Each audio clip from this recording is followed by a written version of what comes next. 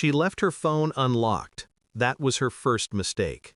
It was late, the house dark except for the blue flicker of the TV. She was in the shower. I could hear the hiss of water, smell the faint sweetness of hotel shampoo she always brought back from her work trips. My thumb hovered over the screen. Part of me didn't want to know. The other part, the part that's kept me alive through interrogation rooms and burn-back channels, needed to. The screen opened to a thread of messages, images, words, names. My stomach folded in on itself, not from jealousy, from recognition. Then I heard the water shut off, her footsteps, the door handle turned. She saw me with the phone in my hand. For a second, she didn't move. Then her face drained of color. Her knees gave out. She dropped right there on the carpet, clutching at the air. No words, just panic. I stared at her, calm, silent, like I'd stared down men who thought they could break me. That's when I knew. This wasn't about sex. This was about something deeper, something she thought I'd never find. For 7 years she went on those trips, always 2 weeks, always to the same conference. She'd come back ravenous, like she'd been starved. New moves, new tricks. The first time, I told myself she was just adventurous. The 5th time, I told myself I was lucky. But the 7th time, the way she begged for things she'd never even named before, something in me shifted. It wasn't passion. It was rehearsed, taught. That night, as she slept, I watched her. She looked peaceful, her hand curled near her face like nothing had changed. I remembered the small lies, the sudden bursts of money in her account, the new clothes she swore she'd bought on sale, the emails she deleted before I could read them. I had been blind, and I don't forgive myself for that. I started small, quiet. I've done this before.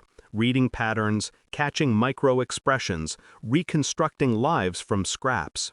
I mirrored her routes, traced the conference bookings, followed the payments. No company by that name existed.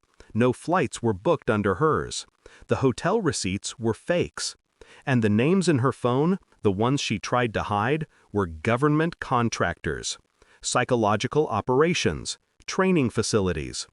Every breadcrumb led to a single conclusion. She wasn't cheating on me, she was using me. She had been traveling not for work, not for pleasure, but for lessons. Lessons she'd been applying at home like tests. She wasn't learning new ways to love me. She was learning new ways to break me. Why?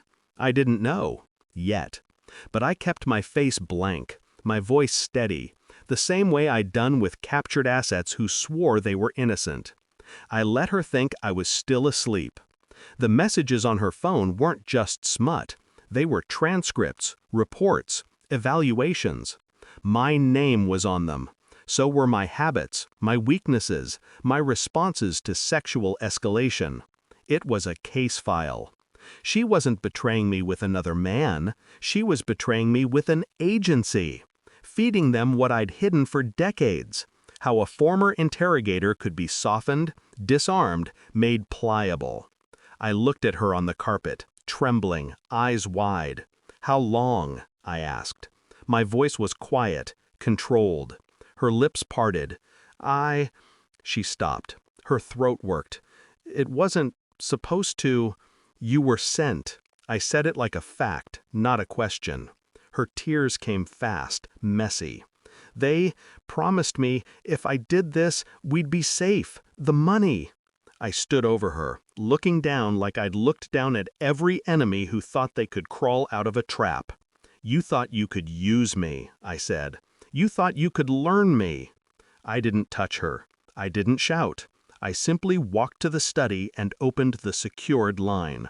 One call. That's all. By morning, her accounts were frozen, her contracts revoked. The agency she worked for had her flagged as a liability. The field eats its own when there's blood in the water. She tried to log in, to reach her handlers. Every code failed. Every contact disconnected. The safety net she'd built for herself unraveled faster than she could grasp it. She stared at me, hollow. "You're destroying me," she whispered. I almost laughed. "No," I said, "you did that yourself."